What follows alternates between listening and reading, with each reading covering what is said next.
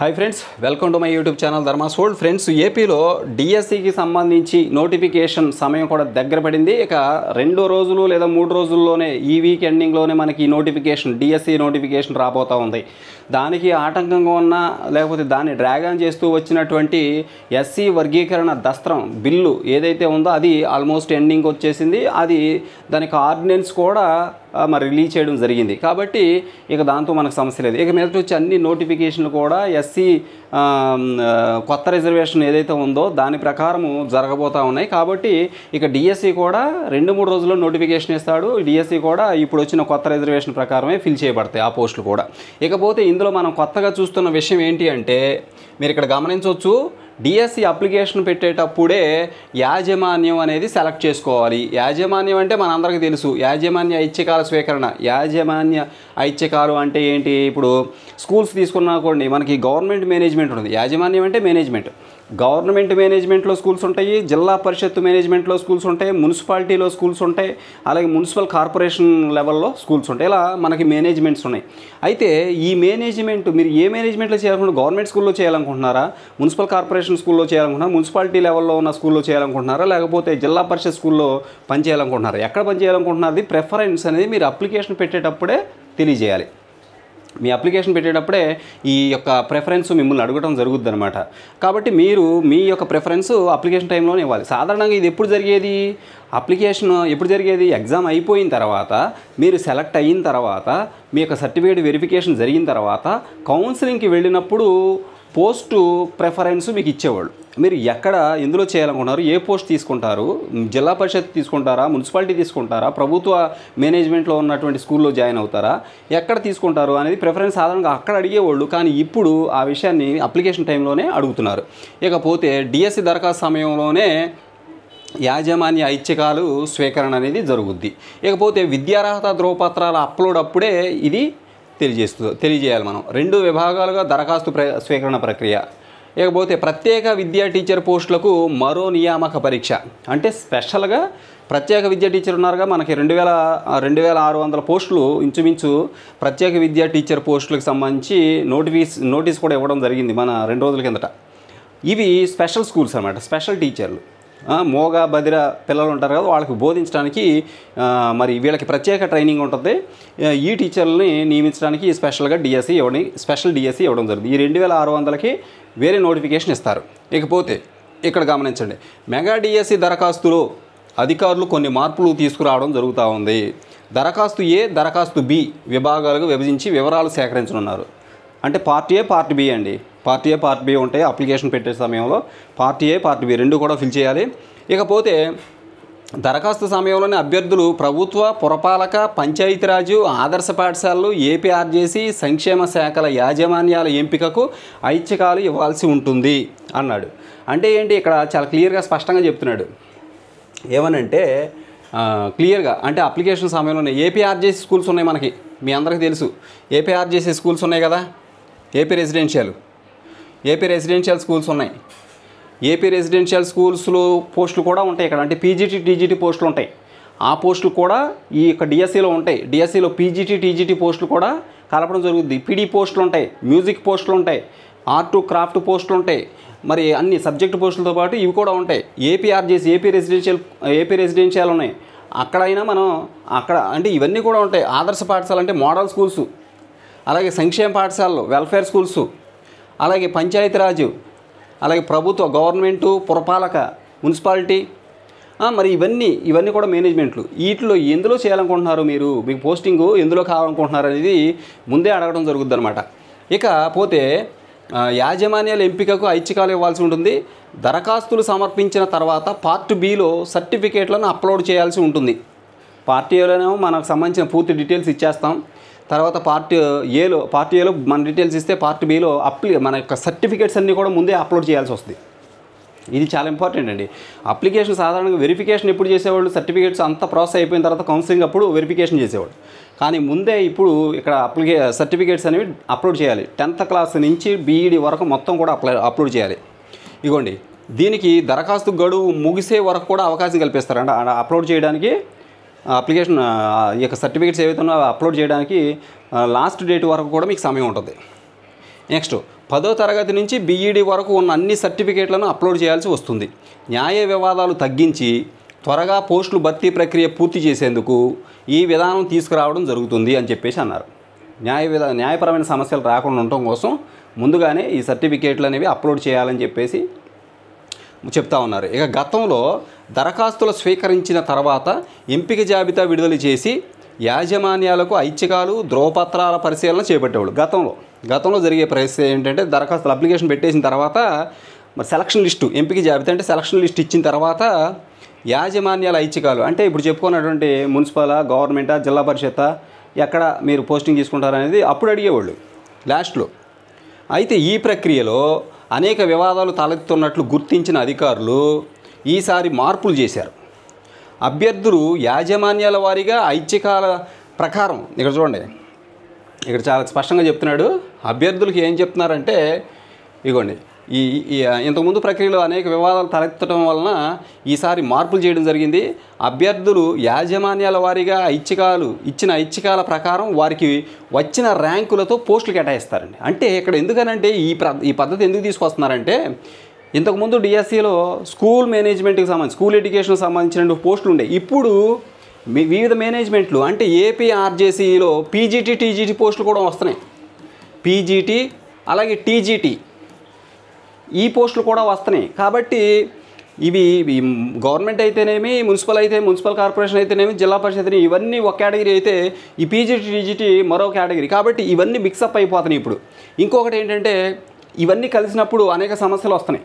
కాబట్టి ముందు ప్రిఫరెన్స్ మీరు చెప్పేస్తే ఒక్కొక్కరు ఒక పోస్ట్ కంటే ఎక్కువ పోస్టులకి సెలెక్ట్ అవుతూ ఉన్నారు. కాబట్టి సెలెక్ట్ అయినప్పుడు అతను ఏ పోస్ట్ తీసుకుంటాడో తెలియదు. అతను తీసుకునేంతవరకు వెనకాల క్యాండిడేట్ ఆగిపోవాల్సి వస్తుంది. ఒక్కోసారి ఒక పోస్ట్కి ఇద్దరు ముగ్గురిని, ఒక క్యాండిడేట్ని 2-3 పోస్టులకి సెలెక్ట్ చేయడం వలన మిగిలిన పోస్టులకి సెలెక్ట్ అయ్యే అవకాశం లేకుండా పోయింది. ఫ్రెండ్స్, ఇది అంతా ఎందుకనంటే అభ్యర్థులు యాజమాన్యాల వారికి ఇచ్చిన ఐచ్ఛికాల ప్రకారం వారికి వచ్చిన ర్యాంకులతో పోస్టులు కేటాయించడం జరుగుతుందండి. ఎందుకనంటే మనకి పీజీటీ, టీజీటీ పోస్టులు కూడా ఉంటున్నాయి. ఇంతకుముందు స్కూల్ అసిస్టెంటు అలాగే హెచ్జిటి పోస్టులు ఉండేయండి స్కూల్స్లో, ఇప్పుడు డిఎస్సిలో. కానీ ఇప్పుడు పీజీటీ, టీజీటీ, ఈ పీజీటీ, టీజీటీకి స్పెషల్గా నోటిఫికేషన్ ఇచ్చేవాళ్ళు ఇంతకుముందు. కానీ ఇప్పుడు వీటిని డిఎస్సిలో కలిపేస్తున్నారు. వీటిని డిఎస్సిలో కలిపేయడం జరుగుతుంది అనమాట. ఇంతకుముందు వీటికి స్పెషల్గా నోటిఫికేషన్, పీజీటీ, టీజీటీలకి స్పెషల్గా నోటిఫికేషన్ ఇచ్చేవాళ్ళు.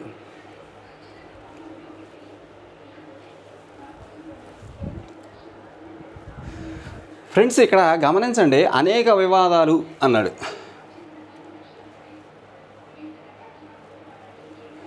ఫ్రెండ్స్, ఇక్కడ గమనించండి, ఈ ప్రక్రియలో అనేక వివాదాలు తలెత్తుతున్నట్లు గుర్తించిన అధికారులు ఈసారి మార్పులు చేయడం జరిగింది. అభ్యర్థులు యాజమాన్యాల వారీగా ఇచ్చిన ఐచ్ఛికాల ప్రకారం వారికి వచ్చిన ర్యాంకులతో పోస్టులు కేటాయించడం జరుగుతుంది.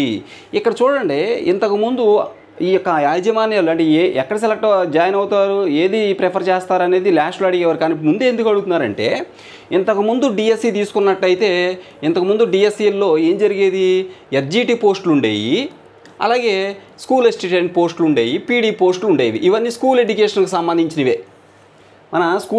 సంబంధించినవే, ఇవన్నీ కూడా ఉండేవి. అయితే ఇప్పుడు కొత్తగా పీజీటీ, టీజీటీ పోస్టులు, పీజీటీ, టీజీటీ ఈ 2 పోస్టులు కూడా ఇప్పుడు డిఎస్సిలో కలిపేశారు. డిఎస్సి నోటిఫికేషన్లో ఇంతకుముందు హెచ్జిటి, స్కూల్ అసిస్టెంట్, పీడీ ఇలాంటి రెగ్యులర్ పోస్టులు ఉండేవి. ఇప్పుడు పీజీటీ, టీజీటీ కూడా డిఎస్సిలో కలుపుతున్నారు.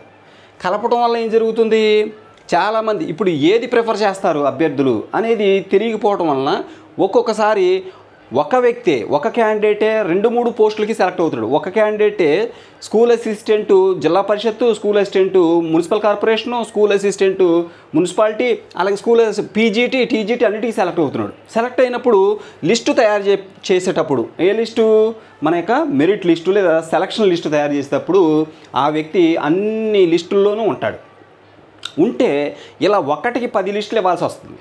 అతను ఏదో ఒకటి మాత్రం తీసుకుంటాడు. అది ఇప్పుడు తెలుస్తుంది, చివరిలో కౌన్సిలింగ్ టైంలో పోస్టింగ్ ఇచ్చేటప్పుడు తెలుస్తుంది, కౌన్సిలింగ్ అప్పుడు ప్లేస్ సెలెక్ట్ చేసుకునేటప్పుడు తెలుస్తుంది. కానీ అప్పటికి ఒకటి తీసుకుంటాడు, మిగిలిన ఏమైపోతాయి, మిగిలిన ఖాళీగా ఉండిపోతాయి. కాబట్టి ఆ వ్యక్తుల్ని అలా ఖాళీగా పోస్టులు ఉండటం కోసం, పోస్టులు మిగలకుండా ఉండటం కోసం ఏం చేస్తున్నారంటే ఇప్పుడు ఇట్లా ముందే వాళ్ళ యొక్క క్వాలిఫికేషన్ సర్టిఫికేట్లు తీసుకోవటం, అలాగే వాళ్ళ పోస్ట్ ప్రిఫరెన్స్ మీరు ఎక్కడ చేస్తారని చెప్పడం. ఒకవేళ ఆ క్యాండిడేట్ టాప్లో ఉన్నాడు అనుకోండి, అతని ప్రిఫరెన్స్ ఉండటం ఫిక్స్ అయిపోద్ది. ఒక టాప్లో 10 మెంబర్స్, టాప్ 10 మెంబర్స్ ఉంటారు కదా, ఫర్ ఎగ్జాంపుల్ తీసి చెప్తున్నా, ఈ టాప్ 10 మెంబర్స్ ఎవరైతే ఉన్నారో వాళ్ళ ప్రిఫరెన్స్ ఆల్రెడీ ఈ అప్లికేషన్లో ఉంది కాబట్టి వాళ్ళకి ఆ పోస్ట్ ఇచ్చేస్తారు. ఇంకా రెండో లిస్టులో వాళ్ళ నేమ్ ఉండదు. రెండో లిస్టులో వాళ్ళకి నేమ్ ఉండదు. 2-3 లిస్టులో నేమ్ ఉండదు ఆ క్యాండిడేట్స్కి.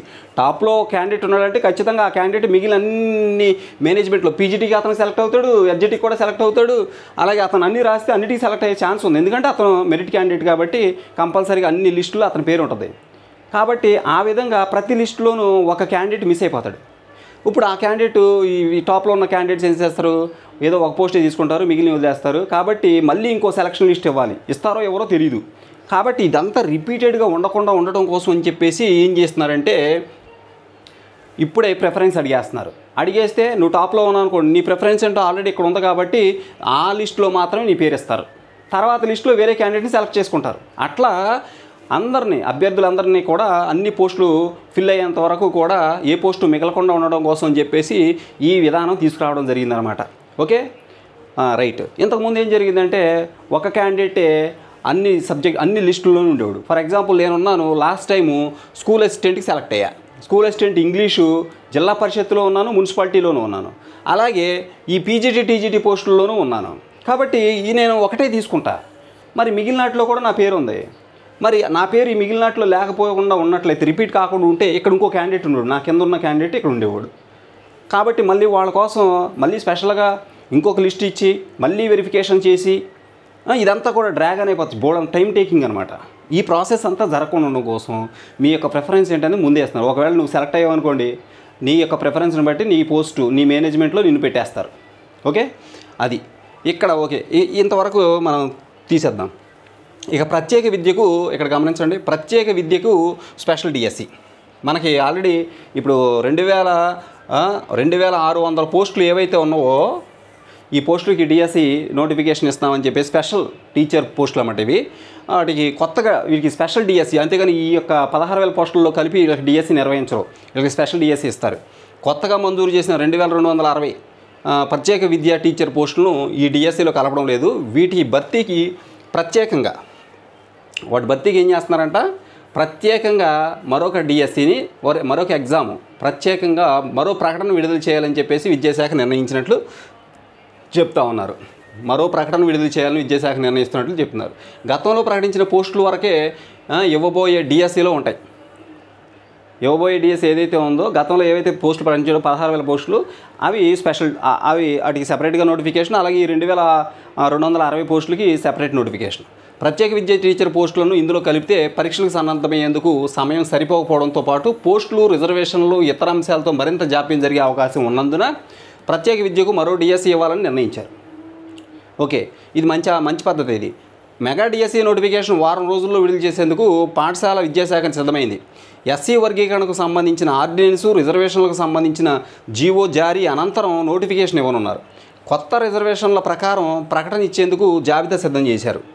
ఓకే, ఇక గతంలో ప్రకటించినట్లే రాష్ట్ర వ్యాప్తంగా 16,347 ఉపాధ్యాయ పోస్టులకు నోటిఫికేషన్ విడుదల చేయడం జరుగుద్ది. దీనికి నోటిఫికేషన్ ఇస్తారండి. ఈ 16,347 పోస్టులకి నోటిఫికేషన్ ఇచ్చేస్తారు. ఇకపోతే ఈ 2260 పోస్టులకి సెపరేట్ నోటిఫికేషన్.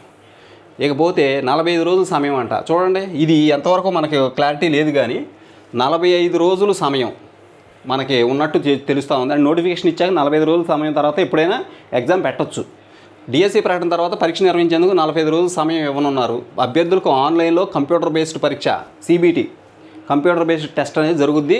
కొంతమంది ఉపాధ్యాయ అర్హత పరీక్షతో కలిపి డిఎస్సి నిర్వహించాలని కోరుతున్న ప్రస్తుతానికి ఉపాధ్యాయ నియామక పరీక్ష ఒక్కటే నిర్వహించాలని విద్యాశాఖ నిర్ణయం తీసుకుందని చెప్తున్నారు. అంటే టెట్ నిర్వహించడం జరగదని చెప్పేసి చెప్తా ఉన్నారు. కానీ కొన్ని చోట్ల వచ్చిన ఇన్ఫర్మేషన్ ప్రకారం అయితే టెట్ కూడా ఉంటుంది. దానివలన కొద్దిగా ఈ సమయంలో మార్పు జరిగే అవకాశం ఉంది అని అంటున్నారు. నెక్స్ట్, డిఎస్సి పోస్టుల భర్తీలోపు ఉపాధ్యాయ పోస్టులు హేతుబద్ధీకరణ పూర్తి చేస్తారు. ఇదంతా కూడా ఆల్రెడీ ఇంటర్నల్గా జరుగుద్ది. హేతుబద్ధీకరణ అంటే రేషనలైజేషన్ అన్నమాట. అంటే ఎక్కువ మంది టీచర్లు ఏదైనా ఒక స్కూల్లో ఉంటే అక్కడ స్టూడెంట్ టీచర్ రేషియోని బట్టి ఎంతమంది ఉండాలో అంతమంది నుంచి ఎక్స్ట్రా టీచర్స్ని వేరే స్కూల్లో టీచర్ లేని చోట వాళ్ళని నియమించడం జరుగుద్ది. ఆ విధంగా సర్దుబాటు చేస్తారు. ఆ సర్దుబాటు ప్రక్రియ అంతా కూడా మేలోపు కంప్లీట్ చేస్తారు. మే తర్వాత ఈ ఎగ్జామ్ జరుగుద్ది. కొత్త టీచర్స్ అందరూ ఖాళీగా ఉన్నటువంటి యొక్క ప్లేసుల్లో వచ్చి కొత్త టీచర్లు జాయిన్ అవుతారు. ఇకపోతే ఇందులో విద్యార్థుల సంఖ్య ఆధారంగా పోస్టులు సర్దుబాటు చేస్తారు. అవసరం లేని చోట పోస్టులను తొలగించి పిల్లలు అధికంగా ఉన్న చోటకు వీటిని మార్పు చేస్తారు. మిగులు ఉపాధ్యాయుల జాబితా సిద్ధమైన తర్వాత పోస్టుల మార్పుకు ఆర్థిక శాఖ నుంచి అనుమతి తీసుకుంటారు. అనంతరం బదిలీలు సర్దుబాటు చేపడతారు. ఈ ప్రక్రియ మొత్తాన్ని మే నెల చివరి నాటికి పూర్తి చేస్తారు. ఓకే, ఇది చెప్తున్నారు. మే నెల చివరి నాటికి ఈ ప్రక్రియ మొత్తం కూడా పూర్తి చేయడం జరుగుతుందని చెప్పేసి. అంటే ఇది సర్దుబాటు ప్రక్రియ. ఇప్పుడు ఆల్రెడీ ఉన్న టీచర్లని, ఎక్సెస్ ఉన్న టీచర్ని, ఒక స్కూల్లో నలుగురే ఉండాలి కానీ 8 మంది ఉన్నారనుకోండి, మిగిలిన నలుగురిని తీసుకెళ్ళి ఎక్కడైతే టీచర్ లేరో అక్కడ సర్దుతారు. అలా సరదాగా ఖాళీలు కనబడతాయి. ఆ ఖాళీల్లో ఇప్పుడు రాబోయే కొత్త టీచర్లని నియమించడానికి ప్రయత్నం చేస్తారు. ఇక అనంతరం బదిలీలు సర్దుబాటు చేపడతారు. ఈ ప్రక్రియ మొత్తాన్ని మే నెల చివరి నాటి పూర్తి చేస్తారు. బదిలీల తర్వాత మిగిలిన ఖాళీలను కొత్తగా డిఎస్సి ద్వారా వచ్చే టీచర్లతో భర్తీ చేస్తారు.